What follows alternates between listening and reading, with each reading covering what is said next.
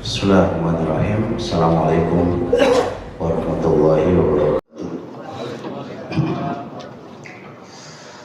Alhamdulillah wassalatu wassalamu ala rasulillah wa ala alihi wa sahbihi wa mawala, amma ba'du. Alhamdulillah kita kemarin sudah belajar tentang apa? Apa namanya? Hikmah apa itu? Hikmah apa? Hikmah adanya ujian, kan? Hikmah adanya penyakit. Jadi dengan belajar kemarin, kira-kira kalau ono musibah yang menimpa kita, piye? Ngamuk-ngamuk atau piye?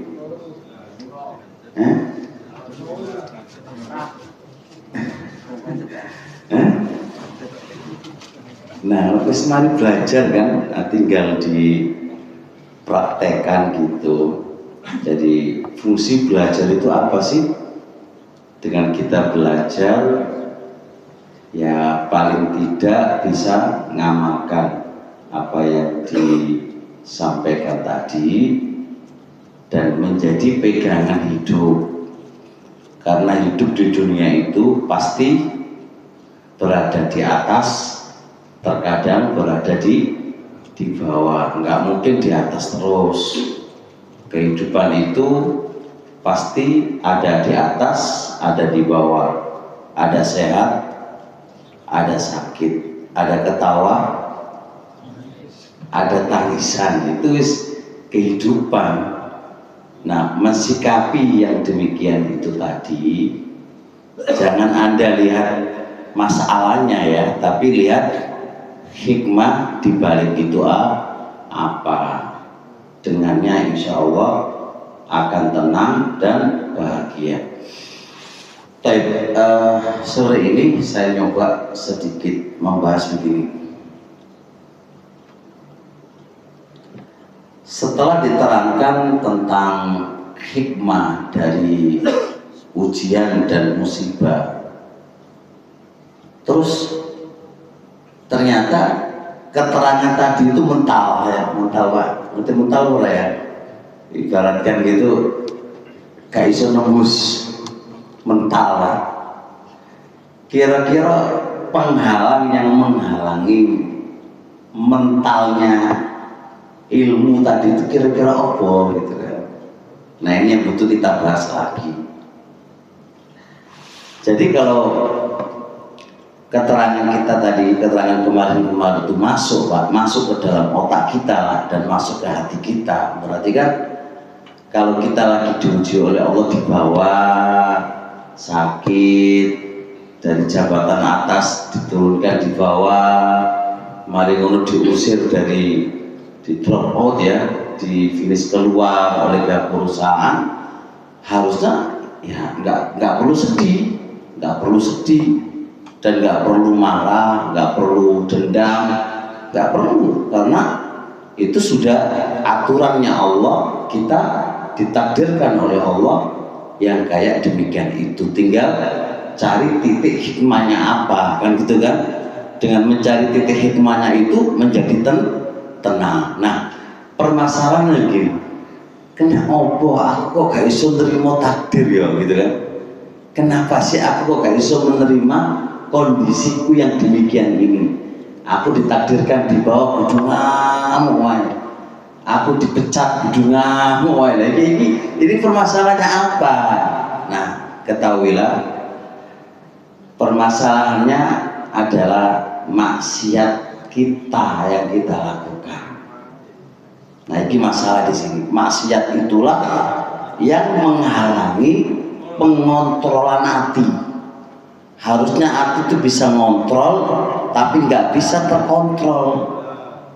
Itu masalah maksiat itu. Kakek dalil ya, dan ucapannya ulama. Loh, itu berarti kan emang. Jadi kalau jenengan bisa contoh, hari ini keluar tulisan Pak Khair pecat gitu kan, Contoh Pak Khair gak Pak Khair wis mumet otaknya itu ya, keluar ini dengan dalil kerja nggak beres atau apa lah begitu kan ya. Sebagai hamba Pak Khair berusaha untuk menetralkan awal kan, dinetralkan ternyata kok nggak tembus-tembus gitu kan, tetap harus keluar. Nah ketika dikeluarkan itu kan gimana hati kita ya kan, sedih sih biasa, sedih namanya dari oleh gaji, mari ngono gak oleh gaji kan wis wajar sedih.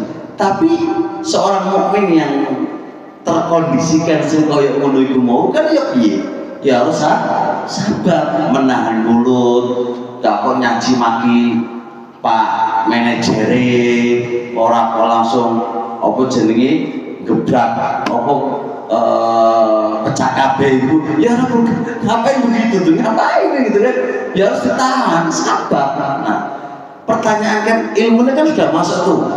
Sudah dikandani, sudah dinasehati, sudah di briefing dan sudah disekolahkan. Ini kan kuliah ini kuliah wis dikuliahkan sampai berapa mata pelajaran, berapa SKS sudah diajarkan, wis mateng, wis paham lah. Lah kok gak melbu itu piye? Maksudnya gak masuk ke hati. Ini kira-kira ada apa gitu kan? Apa yang menjadi penghalangnya itu apa? Ketahuilah sang penghalang semuanya ini sehingga hati nggak bisa mengontrol emosi, nggak bisa mengontrol jiwa. Ketahuilah itu adalah maksiat kita kepada Allah Subhanahu wa ta'ala. Itu maksiat Pak, maksiat. Contohnya kira-kira apa? Wah, sih tahu sih. Pak Ahmad ini takon maksiat itu contohnya apa ya? Definisi maksiat ya, tak kasih definisi ya. Definisi maksiat itu adalah menjalankan larangannya Allah, meninggalkan perintah Allah, nggak maksimal menjalankan perintah Allah dan nggak maksimal meninggalkan larangannya Allah. Itu maksiat. Wis, kebayang ini. Berarti jenengan ngerti iki larangane Allah. Terus jenengan lakoni, itu maksiat Pak. Iki perintahe Allah jenengan tinggalkan, itu maksiat. Terus ketika jenengan jalankan perintahe Allah, itu orang maksimal. Munggo-munggo dibiji ngono oleh 10 wis. Harusnya kan nilai kan 100 dalam menjalankan tugas, tapi dinilai saya dinilai ya 10 sih nilai ini, berarti sama pulau kemana? Nggak lulus. Anak udah jalani perintah, aku jalani perintah, iyo, tapi nggak maksimal. Waduh, kalau Pak Satpam itu kan tugasnya Pak Satpam itu kan 1, 2, 3, 4 harusnya oleh 100 Pak Satpam gitu. Nah ini oleh 40, berarti kan nggak maksimal tuh. 60-nya kemana? Ini berarti terkategorikan maksiat. Awan dewa sholat ini Pak, sholat ini kalau genah itu sholatnya oleh 100, tapi sholat kita genah apa orang? Bukan. Genah itu ya sesuai syariat Nabi. Terus khusyuk, sholatnya Allahu Akbar. Saya mikir grendo itu guru mari, guru ngopo, malah mumet. Nah gitu guys, Pak manajer stres sama manajer.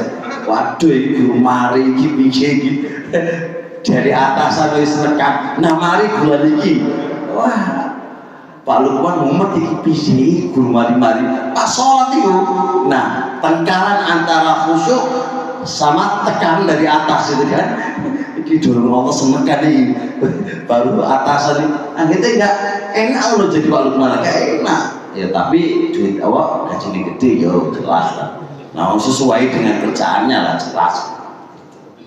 Jujur no biasa gitu itu, semakin dapat gaji tinggi ya tugasnya berat, itu jelas sesuai lah dengan kapasitasnya.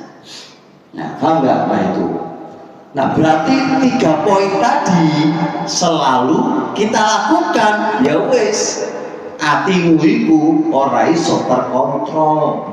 Nah kate gak iso terkontrol, ilmu dikai ngombe ilmu bendino wis ilang wae, ora iso fungsi. Nah maka oleh karenanya kata Nabi alaihissalam ini, idza adnabal mu'minu danban, apabila seorang mukmin itu telah berbuat suatu dosa, nukita lahu nuktatun saudaun, akan ada bintik hitam di hatinya. Nah bintik hitam ini sebenarnya masalah. Hati itu kan awalnya suci Pak, bersih, gampang ngontrol, gampang iso menyerap, gampang iso menerima ilmu. Tapi ketika Allah ada bintik-bintik hitam ini, itu yang menjadi lama menyerap. Semakin akeh bintik-bintik hitami, maka susah menyerap. Susah menyerap. Gitu loh. Teman-teman semuanya ya, anak anggap jenengan teman saya Pak ya, biar akhlak, bapak ya, teman-teman semuanya. Jadi gini, jenengan jangan perhatikan gini Pak, ilmu itu orang komek didelok jenggote, orang kopi yang putih, orang. Ilmu itu sepenting Anda bisa nggak mengaplikasikan ilmumu itu. Isopora awakmu iso mengaplikasikan ilmu itu isopora. Itulah ilmu sejati. Saya andai kata yang saya sampaikan ini Mbak, terus menimpa kepada saya dalam contoh, aku isopora mengaplikasikan ilmu itu isopora. Itu yang terpenting di situ. Nah berarti kalau aku bisa mengaplikasikannya, berarti apa? Hatimu itu baik, sehat, putih, bisa mencerna ilmu, iso apa jenis ngambil menyerap ilmu, mari ngono iso diamalno. Nah iki wis ngaji bertahun-tahun, misal contoh wis sudahlah katam boy asal Z ya, tapi gak iso mengaplikasikan ilmu yang dia terima. Bagaimana bisa wong alatmu rusak? Alatmu rusak. Dan alatmu yo hati. Hati rusaknya kena apa? Yo maksiatiku mau. Sehingga pingin ngamuk wae, diturunkan dari jabatan ngamuk wae. Mau ngene ngamuk wae. Isine ku mek ngamuk wae, dendam wae. Terus piye uripmu?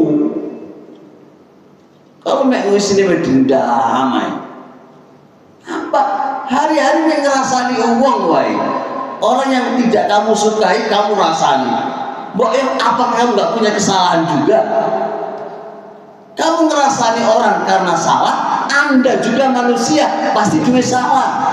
Podo kalau awak tuh ngerasani awakmu dhewe.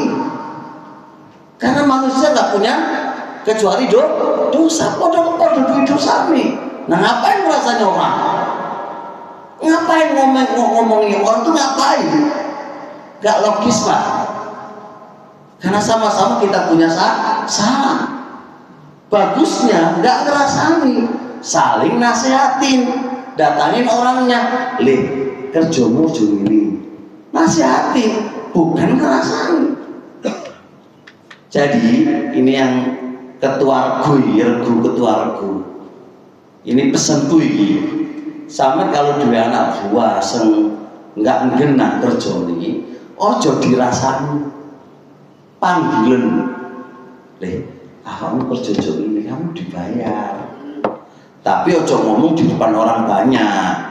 Ya panggil dengan secara kekeluargaan, kandhani. Itu lebih bagus. Yang putih-putih itu, topinya putih-putih itu ya, di atasnya ketua regu itu, ya ngono. Kalau ketua regu ini nggak ngena, nggak usah dibahas di samping teman-temannya. Ngapain menyelesaikan masalah, nggak menyelesaikan masalah, malah ngumbar aib wong. Tapi jadi biasa celuen ketua punya Pak, ini salah Pak, sentepak ini. Itu kita itu kadang-kadang nggak berani ngomong di depan nih, ngomongin di. Nah itu masalahnya. Apa fungsinya ngomong di depan di orang lain? Bisa menyelesaikan masalah? Nggak bisa Pak. Nah seringnya di perusahaan itu ya koyok ngono mau. Saya ngisi di Pertamina Surabaya. Yus namanya PT, Yesus iku. Makanya ngaji ku tempat ngaji, tempat kedamaian. Ojo koyok ngono carane.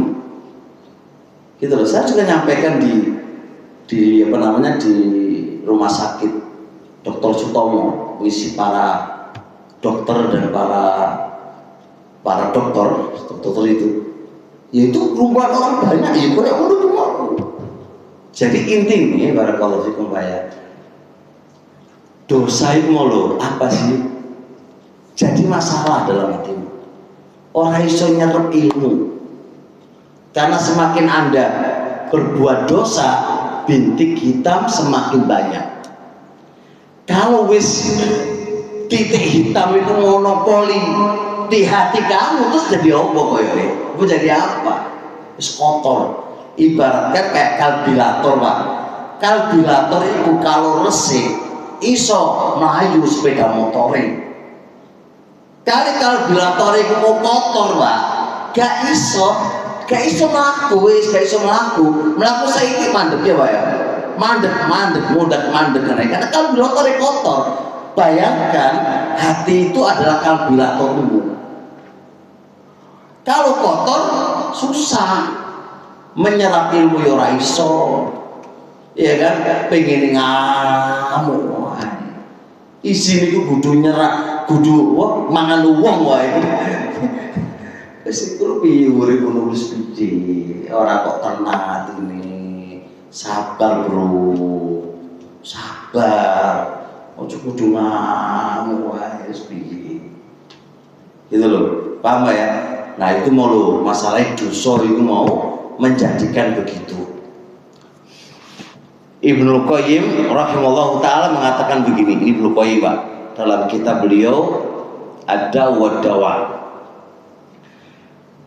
termasuk musibah maksiat, akibat jeleknya maksiat. Jadi maksiat itu punya akibat, punya dampak Pak. Ingat loh, maksiat itu punya dampak. Baik jenengan rasakan sekarang atau akan datang, pasti memiliki akibat, dampak jelek. Dan di antara dampak jeleknya maksiat itu apa coba? Kata beliau, tu'mi basiratal qalbi. Hatimu itu jadi buta. Kalau sudah buta Pak, gak iso bedakno iki apik iki elek. Lho ngrasani wong lho iku lah elek toh. Tapi bagi yang hatinya buta iku dadi apik.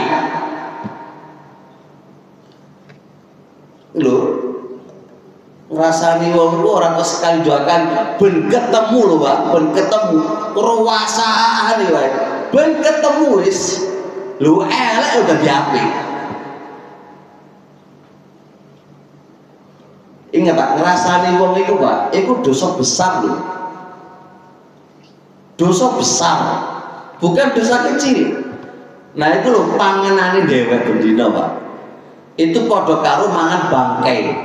Jadi sarapan kalau jenengan pagi-pagi wis ngrasani wong, itu padha karo mangan bangkai saudaranya Anda. Semua orang mau nggak makan bangkai Pak? Gak gelem Pak. Mau bangkai wedhus termahal pun selama itu bangkai jenengan bakal mau makan. Kalau kita ngibain orang itu sama saja makan dagingnya teman kita.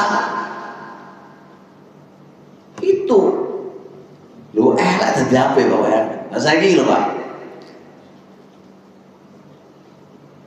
apa jenenge wong wedok coba ya.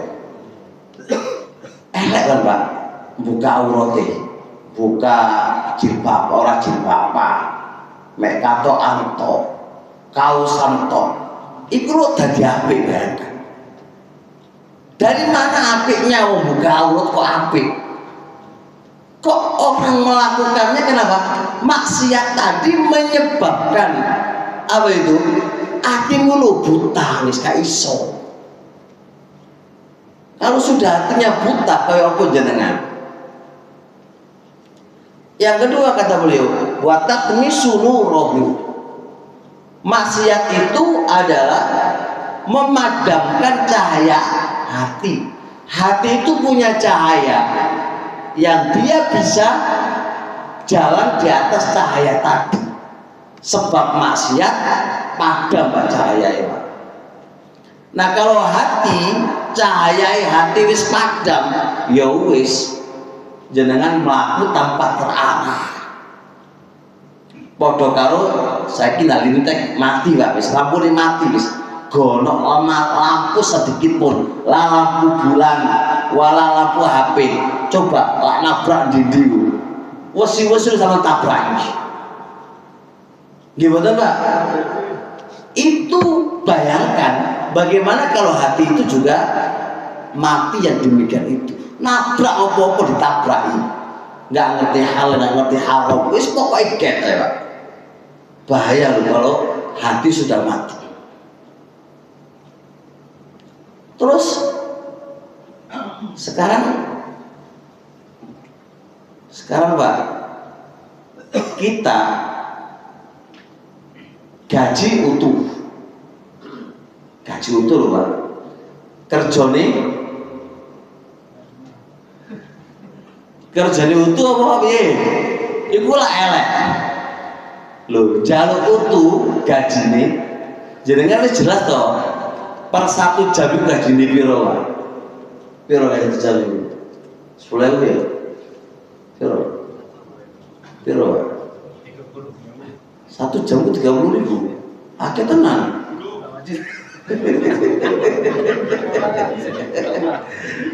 Wis to, iki bagian sing cili-cili iku lho. Paling 8.000 100 oh 10.000 ya. 10.000 iki, 10.000 Pak. Iku sak jam 10.000 bisa. Nah kerja per jam itu bener apa enggak? Loh, gaji per 1 jam 10.000 jelas. Terus dalam 10.000 itu dalam per jam kerjane sampean genah atau ora? Iku wis akal wis mengatakan elek Pak. Ngono ku dadi apik. Gimana mau dadi apik? Soalnya cahaya hati ini wis terhapus. Orang duit cahaya mana? Bahaya itu maksiat itu Pak. Terusnya lagi, wa tasuddu turuqal ilmi. Maksiat itu bisa membendung jalan untuk mendapatkan ilmu. Jalan mendapatkan ilmu kan buahnya itu. Sebab maksiat buntu. Padha karo jenengan buntu dari kerjaan Pak. Sono gak oleh, mendaftarkan apa? Daftarkan apa itu? Daftarkan ijazah sampai gak diterima wis. Maksiat itu adalah membuntu jalan Anda mendapatkan ilmu. Ilmu apa wae ngaji ndendi wae wis ora pukul maksiat. Masuk kanan keluar kiri. Masuk kiri keluar kanan. Ngono tok wae. Tambah lagi, dan maksiat itu menutupi Anda mendapatkan tempat-tempat hidayah. Orang oleh hidayah Pak. Sesat wae. Gak oleh hidayah belas sebab maksiat. Terpenting di sini adalah yang sesuai dengan tema kita ini apa? Maksiat itu membendung jalan mendapatkan ilmu dan membendung jalan dapat hidayah. Berarti ketika kita sudah ngaji Pak, ujian dan cobaan itu ono hikmah orang segini ini terus mana itu urusan itu. Ternyata itu nggak bisa kita ambil, nggak bisa kita lakukan, nggak bisa kita dapat hidayah dalam menjalankan ujian-ujian tadi. Berarti masalahnya masih maksiat. Wes, jadi jangan sama ini. Apa aku ngaji? Apa aku dengarkan pengajian? Awakmu ngomong ini, itu tanda orang maksiat di dalam hati kamu, sehingga kamu buntu tidak mendapatkan ilmu dan orang dapat hidayah. Yo ngaji, alhamdulillah, tapi gak iso ngamalno. Yo karena masih maksiat. Maksiat itu juga membendung Anda orang oleh hidayah bisa ngamalkan. Sekarang lu piye Pak? Pengajian wis parek wis dekat. Ngaji wis dekat. Nah wis dekat ngaji lho San. Oleh ilmu. Melaku untuk ngaji lho kok berarti pol iku lapo. Kamu enggak karena apa? Maksiat. Orang bilang nggak apa-apa. Bukan nggak apa-apa. Itu maksiat yang ada dalam diri kamu. Anda nggak sadar aja itu. Maksiat Pak. Masalah maksiat. Nah, orang-orang lintek ini kalau tobat kabeh, Allah ampuni dosa-dosa kita, tobat kabeh. Wes hatine lapang kabeh, Pak. Rezeki itu loh, Pak, dari datang tanpa disangka-sangka. Engkau lah wakeh rezeki ini berkala luar biasa. Mari ngono naik haji. Amin. Ya, Pak. Lo syaratnya ono untungnya Pak ya Pak Lukman ya. Bisa diajukan lah, yang penting jalur nang Allah. Pesenku jalur nang Allah wae, ojo jalur nang Pak Hakim, jalur nang Allah. Donga ya Allah, kayak ono gajiku naik ngono. Jalur nang Allah wae, kalau Allah ngekei tambah insyaallah. Ngono Pak, aman Pak? Ya wis, sudah. Deal Pak? Deal. Ya wis, ada pertanyaan yang mau ditanyakan?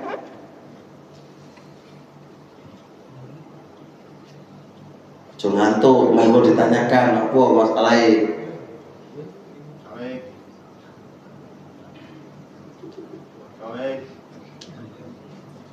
Pak Khalid ya, Abdul Khalid. Oh coba ngomong Khalid ya, Abdul Khalid Pak. Oh coba Khalid ya, Khalid nama Allah. Abdul Khalid. Ya kalau Abdul bagus cara pokok. Dul saya mending ya, Dul saya mending. Tapi kalau Khalik itu orang api, itu namanya Allah. Kayak Abdurrahman, Ar-Rahman itu orang api. Celuk dulu apa-apa ya. Dul saya mending. Dul Khalik.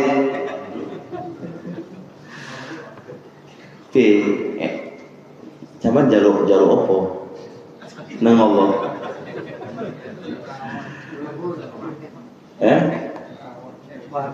Jaluk wakil. Monggo yang lain. Sengaja nggak banyak-banyak ngomong, banyak-banyak ngomong tinggal ngantuk aku. Monggo yang ditanya-tanya monggo.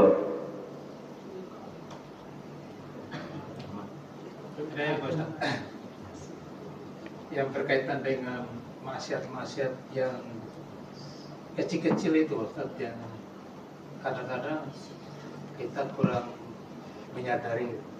Kayak piye Pak? Ya, misalnya kayak sholat tadi dalam sholat yang nggak maksimal, nggak khusyuk. Cuma kita tahu sekarang juga yang dosa-dosa besar zina, insyaallah kita. Insyaallah zina gak lah gitu ya.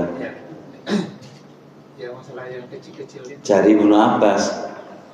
La soghirata ma'a isrorin. Tidak ada dosa kecil kalau terus menerus. Ya ciri-ciri mari ngono dilakukan pendino jadi gede. Itu masalah ya Pak. Hatta kecil pun upayakan kita juga menjauhinya, karena tidak ada dosa kecil kalau itu terus menerus. Mandang perempuan yang enggak mahramnya itu dosa kecil Pak. Kayak Pak Ahmad nah. Pak Ahmad satu kantor nah ono wedoke 4 5 disawangi wae karo Pak Ahmad. Ya gak masalah tuh Pak Ahmad itu. Awalnya dosa cilik mari ngono bendino diawasi wae ya. Tambah jadi gede. Makanya kalau bisa ya perempuan itu disendirikan aja tempatnya, jangan didekatkan sama Pak Ahmad, Pak Masrur, Pak Khosiin, baik nanti. Makanya begini, tak kasih tahu ilmunya nih. Ini jujur aja, jujur. Ini logikanya belum begini. Kalau seorang suami saat berangkat sampai pulang itu nggak makan kecuali di rumah, pasti dia posisi lapar dan akan rindu untuk pulang untuk makan. Setuju nggak ini? Setuju. Tapi kalau suami wis mangan ning dalan yo mangan, neng lintek yo mangan, bahkan wetenge warak pisan. Kira-kira pengen cepet mulai apa ora? Kangen nang omah apa ora? Gak bakal. Padha karo kalau Pak Ahmad iku mau wis warak, wis kenyang melihat wong wedo-wedo sing di sekitar iku wis bendino iku wis dideloki karo Pak Ahmad sampai puas, wis nggak akan ada keinginan lagi untuk pulang. Wis karena sudah puas. Itu loh masalahnya di situ. Makanya diupayakan bagi laki-laki ojo delok yo wedok. Loh, tapi sejenengan gak aman juga nang HP. Yo nang HP dideloki wedok, padha wae. Walet delok HP wong wedok sehingga nang omah iku rasane sepok. Hampar gitu. Sama nih Pak ini, walaupun bojone elek nang omah Pak. Walaupun bojone elek, lemu elek wis pokoke. Tapi sing jenenge lesu Pak, tetep enak gak enak tetep dipangan. Ya ora. Tapi kalau jenengan wis warak nang njaba, bojo elek ya susah untuk disawang Pak. Makanya kudu mulai wis saras-sarasen, mulai teko lalu ngopi. Wis ngono wae. Anda nggak nyaman di rumah. Soalnya jenengan wis kenyang di luar, yang Anda tidak kenyang di rumahnya. Itu masalahnya. Makanya kalau bisa ya memang perempuan itu masalah memang hidupnya itu. Untuk laki-laki memang matarabtu fitnatan Allah menjadi Indonesia. Aku tidak tinggalkan fitnah terbesar bagi laki-laki dari wanita. Ya sama wanita itu secukupnya aja. Jangan sampai Pak Lukman jangan nempel sekretaris perempuan loh ya bahaya nanti. Enggak ya, laki-laki aja Pak. Anak udah pesen sama Pak Nur, coba Nurul lah kan. Bahaya itu sekretaris wanita. Gue tadi malah berduaan terus di kantor, masalah nanti. Dan ingat loh keberkahan antum kerja Pak. Ini kita itu kerja, delek berkah loh. Kalau nggak berkah Pak, ente Pak, ente. Keberkahan itu manakala transaksinya jujur. Untuk mendapatkan apa? Mendapatkan proyek itu harus jujur. Pokoknya jujur Pak. Saitik kalau jujur berkah. Terus yang melaksanakan sama-sama taat sama Allah semuanya.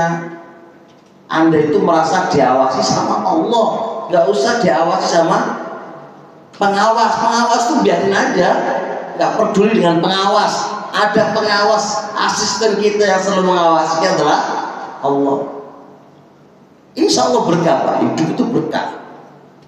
Tapi kalau kita maksiat terus Allah repot. Jadi kunci sebuah rumah tangga ini kan rumah Pak. Perusahaan ini rumahnya sampean Pak.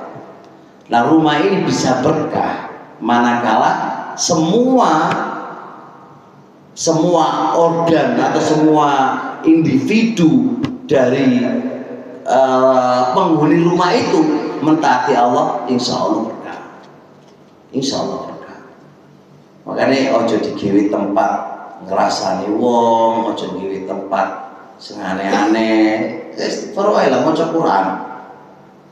Dan kalau bisa sih usul ya setelkan aja murotal sampai ke seluruh penjuru, itu juga berkah. Tak kasih tahu Pak Lukman, ada sebuah travel, ini mungkin terjadi juga travel ini awal itu banyak Pak, banyak yang daftar. Di tahun kemarin itu nggak ada yang daftar, orang bilang tutup gitu kan, ini tutup padahal buka Pak. Saya gini aja, sudah ini tulisannya Allah, Dewi Murotalai 24 jam get Murotalai. Alhamdulillah lambat laun kembali normal. Karena biasa ada orang yang gak suka.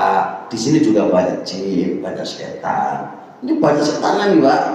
Biasa nutupi orang datang, mau apa, jadi gak jadi. Itu semua bisa terkonek dengan itu semuanya. Dewi Murotal dari ujung ke ujung.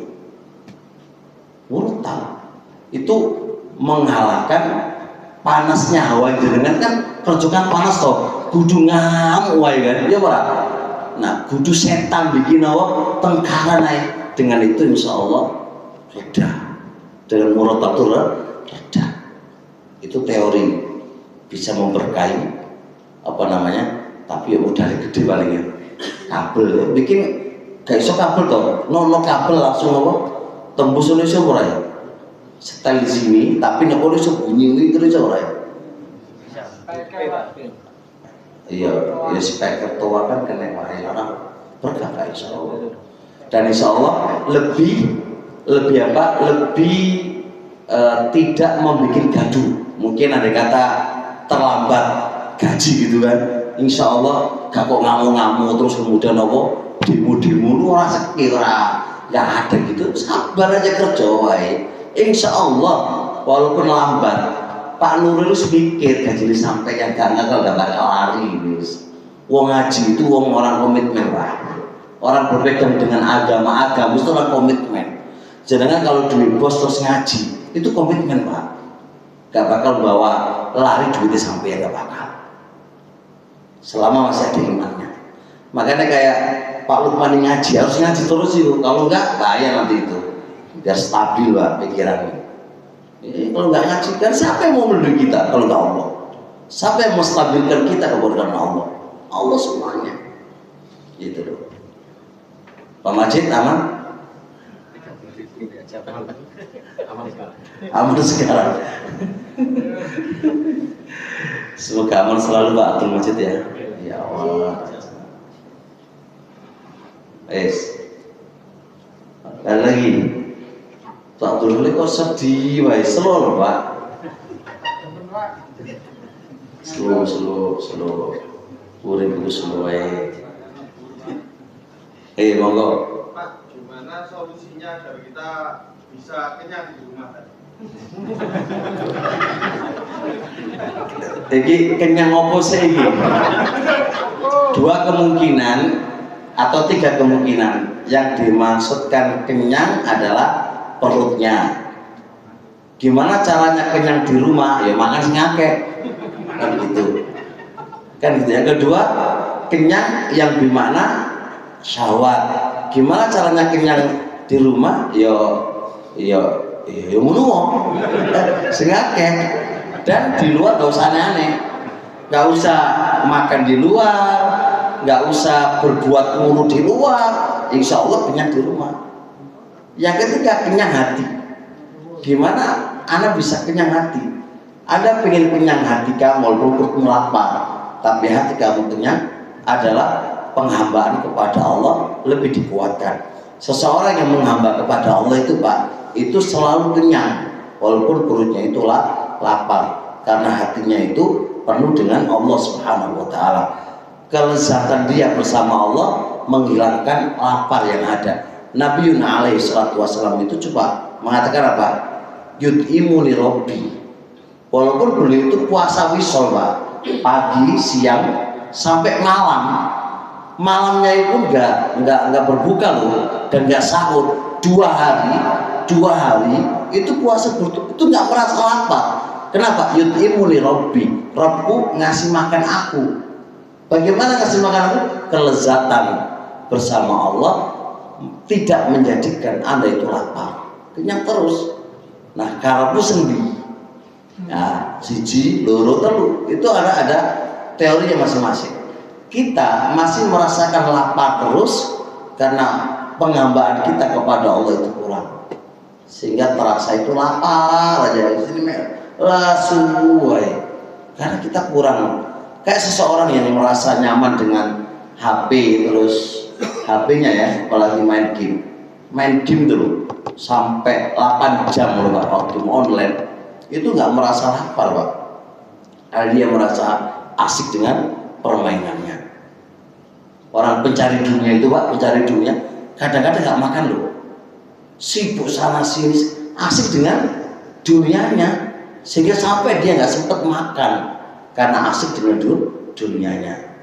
Coba sampai akhir kurung nunggu coba, jarang makan itu, jarang mikir kerja kan, apalagi Pak Lukman Hakim nekan harus mari mumut, jadi lapar itu sudah nggak terasa. Tapi caranya nang selesai kerjaannya kan gitu Pak Khair. Menurut Pak Khair, kurang lebih begitu ya.